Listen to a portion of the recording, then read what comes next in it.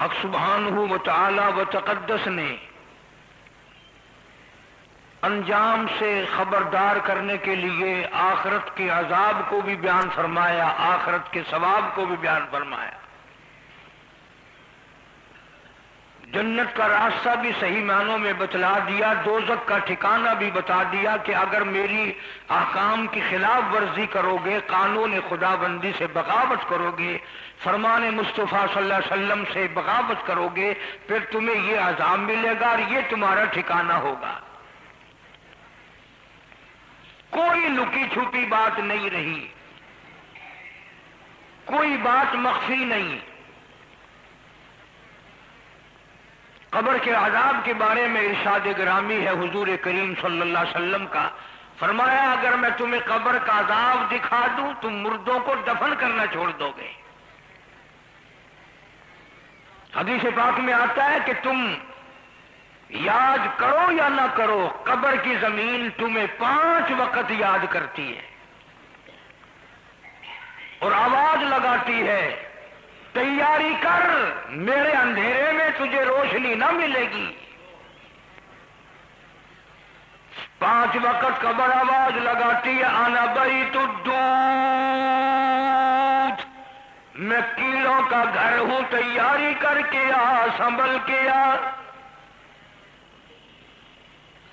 برادری تیرے ساتھ نہ ہوگی، خاندان تیرے ساتھ نہ ہوگا، اولاد مراد تیرے ساتھ نہ ہوگی، رشتہ دار تیرے ساتھ نہ ہوں گے، دن دولت بنگلہ کوٹھی تیرے ساتھ نہ ہوگا۔ انا بیت الدود،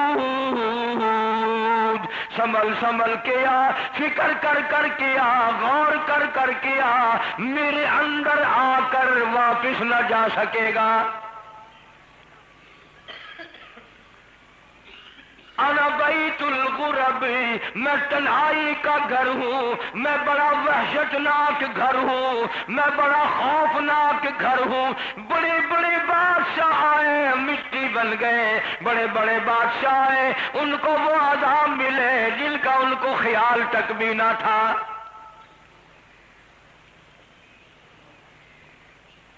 حدیث پاک میں آتا ہے، ارشاد فرمایا مدنی کریم صلی اللہ تعالی علیہ وسلم نے، قبر پہلی منزل ہے، آخرت کی منزلوں میں سے پہلی منزل ہے، پہلا ٹھکانہ ہے۔ اگر قبر صحیح بن گئی، قبر کا معاملہ آسانی سے گزر گیا، پھر سارے معاملات آسان ہو جائیں گے۔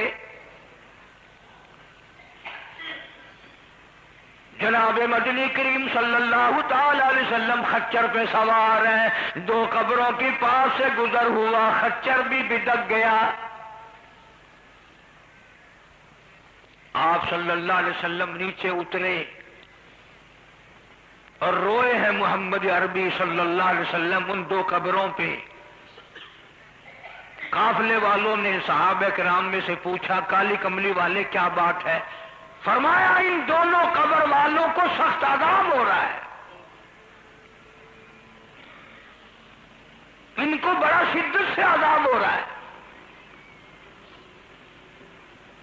کس جرم میں، کس گناہ میں، کس خطا میں، کس قصور میں؟ فرمایا ان میں سے ایک قبر والا جو ہے یہ چغل خور تھا، چگلی کیا کرتا تھا، جس کو آج ہم لوگ گناہ بھی نہیں سمجھتے۔ اچھے بھلے صوفی، حاجی، نمازی، میرے جیسے مولوی، داڑھیوں والے سارا دن یہی کام کرتے ہیں، کل پیچھے گناہ کرنا۔ سرکار مدینہ صلی اللہ علیہ وسلم نے فرمایا الغیبۃ اشد من الزنا، او کما قال النبی صلی اللہ علیہ وسلم، پیٹھ پیچھے چغل خوری کرنا زنا سے زیادہ گناہ ہے۔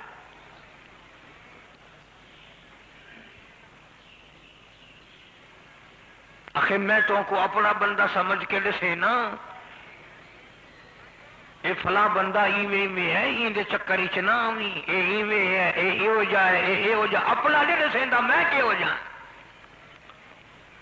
قرآن کریم نے عجیب اصطلاح استعمال کی، میں ذمہ داری سے کہتا ہوں قرآن کریم نے ایسی اصطلاح ایسے لفظ مشرک کے لیے استعمال نہیں کیے، منافق کے لیے استعمال نہیں کیے، کافر کے لیے استعمال نہیں کیے، زانیوں کے لیے ایسے لفظ نہیں لائے گئے، ایسی بات نہیں لائی گئی۔ فرمایا ایحب احدکم ان یاکل لحم اخیہ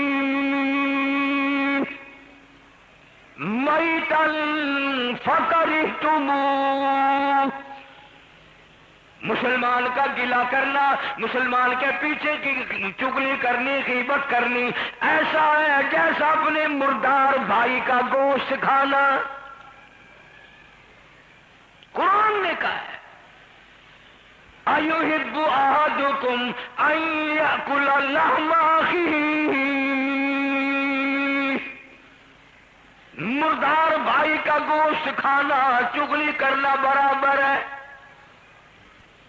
فکرہتموہ، حالانکہ تم مجھ سے کراہت کرتے ہو۔ فرمایا واتقوا اللہ، اللہ سے ڈرو، ان اللہ هو التواب الرحیم، اللہ کی ذات کریم ہے، اللہ پاک معاف کرنے والا ہے، تم بچو ان گناہوں سے۔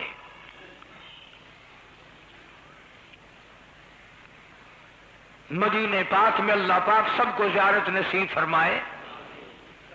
رمضان المبارک کا بابرکت مہینہ ہے،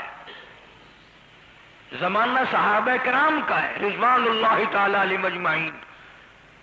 اس زمانے کا کیا کہنا، اس وقت کا کیا کہنا جبکہ محمد عربی صلی اللہ علیہ وسلم صحابہ کے سامنے موجود تھے، قرآن اترتا تھا، جبریل آتے تھے، ساری چیزوں کی لیے بار بار وحی آتی تھی۔ مدینہ پاک میں دو عورتوں نے روزہ رکھا، روزہ تو سبھی رکھتی تھی، مگر ان دو عورتوں کو اتنا روزے نے تنگ کیا، اتنی پیاس لگی، اتنی بھوک لگی، تنگ ہو گئی، مرنے کے قریب ہو گئی دونوں۔ جناب رسالت مآب صلی اللہ علیہ وسلم کی خدمت میں آدمی آیا کہ جی کیا وہ روزہ افطار کر لیں؟ دو عورتیں ہیں، اتنی پیاس ہے، اتنی بھوک ہے، مر رہی ہیں، بس تنگ ہے، بالکل مر نہ جائے خطرہ ہے، ان کا اب کیا کیا جائے؟ پاک نبی صلی اللہ علیہ وسلم نے پاک ارشاد فرمایا یہ پیالہ لے جاؤ میرے پاس سے، دونوں عورتوں کو کہو کہ حلق میں انگلی مار کر قے کریں، اس پیالے میں قے کریں، حلق میں انگلی ماریں دونوں عورتیں، اس پیالے میں قے کریں، الٹی کریں۔ انہوں نے جب حلق میں انگلی ماری، الٹی کی تو تازہ خون آیا منہ سے اور گوشت کے ٹکڑے آئے منہ سے۔ حضور کریم صلی اللہ علیہ وسلم نے فرمایا دیکھا میں تمہیں کہتا نہیں تھا کہ ان کو جو روزہ لگا زیادہ چگلی کی وجہ سے لگا، ان دونوں نے غیبت کی ہے، اور تازہ خون تازہ گوشت ان کے منہ سے نکلا ہے۔ حالانکہ یہ ایسا گناہ ہے جو مسجدوں میں بیٹھ کے کیا جاتا ہے، جو وضو کر کے ہاتھ میں تسبیح لے کے کیا جاتا ہے، آگے قرآن رکھ کر کیا جاتا ہے، منبر پہ بیٹھ کے کیا جاتا ہے، اور احساس تک بھی نہیں ہوتا کہ یہ گناہ ہے۔ چوری کرتے ہوئے آدمی مسجد میں شرما جائیں گے، مگر کچھ بے ایمان ایسے ہیں جو مسجد میں سے جوتے اٹھا کر لے جاتے ہیں لوگوں کی۔ دوسرے تیسرے جمعے کی بات ہے، مجھے بڑی شرم آئی، ڈسکے سے ایک نوجوان آیا، نئی جتی پہن کے یہاں آیا، یہیں سے کوئی لے گیا۔ خدا کے قہر سے نہیں ڈرتے لوگ، خدا کے غضب سے نہیں ڈرتے، خدا کی گرفت سے نہیں ڈرتے۔ رات دن لوگ دھڑا دھڑ ایکسیڈنٹوں میں مر رہے ہیں، نہ کلمہ تو کیا، استغفار تو کیا، آہ بھی نصیب نہیں، ادھر جھٹکا لگتا ہے، ادھر موت آ جاتی ہے۔ اس لیے ارشاد فرمایا مدنی کریم صلی اللہ تعالی علیہ وسلم نے، او لوگوں نماز کی پابندی کرو، زبان کی حفاظت کرو۔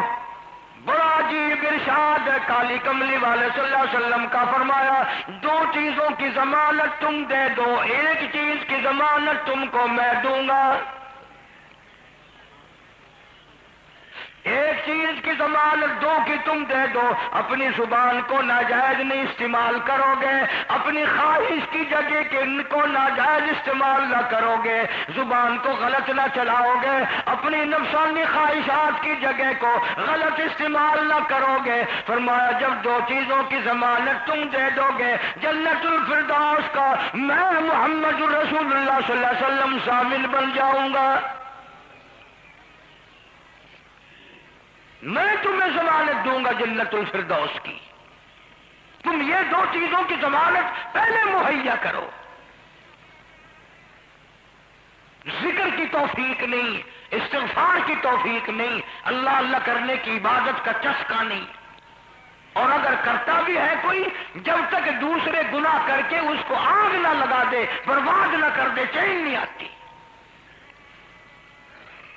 اسی لیے حدیث پاک میں آتا ہے کہ علیحدہ تنہا رہنا بھی ایک عبادت ہے، اکیلا رہنا بھی ایک عبادت ہے، نہ کوئی ہوگا نہ متھا مارنا پڑے گا، نہ چغلی ہوگی، نہ گلا ہوگا، نہ شکوہ ہوگا، نہ غیبت ہوگی، نہ کوئی گناہ عظیم سر پہ آئے گا، اکیلا ہوگا تو اللہ اللہ کرے گا۔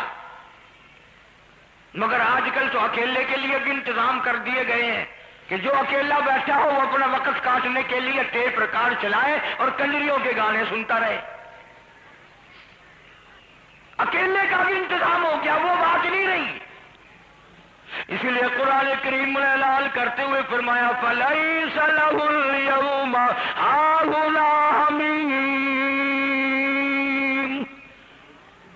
جن بدکار عورتوں کے، جن کنجریوں کے گانے سنا کرتا تھا، تیرے دل میں ان کی بڑی محبت تھی، ان کا بڑا پیار تھا، ان پر بڑا خرچ کیا کرتا تھا، روزانہ نئی کیسٹ لاتا تھا، روزانہ نئے مزے لیا کرتا تھا، بڑی بڑی آواز پہ تم مست ہوا کرتا تھا۔ فَلَيْسَ لَهُ الْيَوْمَ هَاهُنَا حَمِيمٌ۔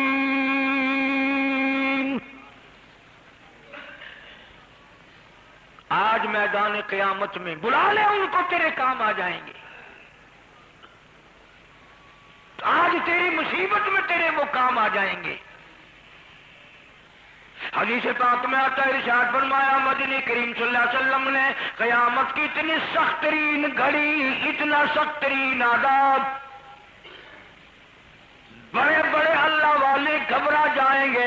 امام الانبیاء صلی اللہ تعالی علیہ وسلم کے جد امجد، ہزاروں نبیوں کا دادا، ہزاروں نبیوں کا پردادا، ہزاروں نبیوں کا بابا، نبی کا ابا، نبی کا پردادا جناب ابراہیم علیہ السلام جب اپنے اب آذر کو عذاب میں دیکھیں گے، قیامت کے خوفناک منظر میں دیکھیں گے، آواز لگا دیں گے الہی لا اسألوک غیر ھذا، او میرے مولا مجھے بچا لے، میں کسی کا سوال نہیں کرتا۔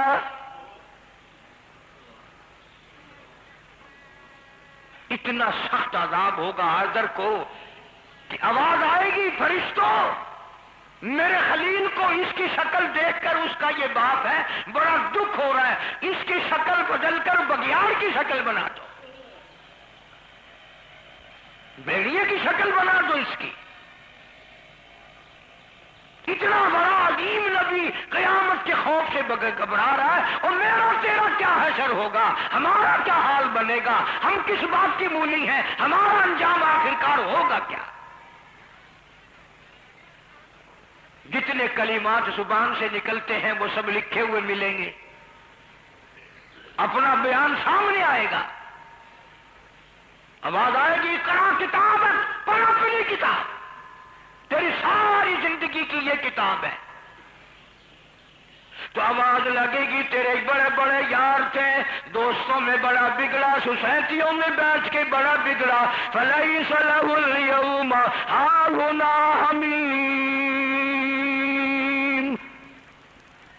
جگری دوستوں کو بلا، خالص دوستوں کو بلا، تجھ پہ مر مٹنے والوں کو بلا، سب سے بڑی دوستوں کی پارٹی کو بلا۔ لا طعام الا من غسلین،